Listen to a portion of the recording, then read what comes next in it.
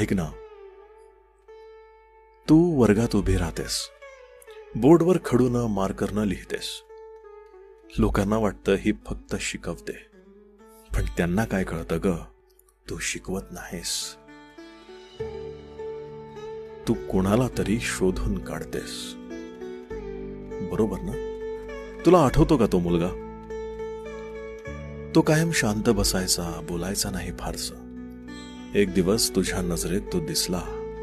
तो खचलाय, हरवलाय, आणि त्या दिवशी तुझ्या एका शब्दानं त्याच्या मनाचा आवाज ऐकू आला. तू फक्त शिकवला नाहीस ग, तू त्याला स्वतःचं अस्तित्व जाणवून दिलास. आणि ती मुलगी आठवतीये, जिच्या चेहऱ्यावर सतत एक दडपण असायचं. कुणीतरी तिला सतत कमी समजायचं, पण तू तिला जगासमोर उभं राहायला शिकवलंस, बोलायला शिकवलंस.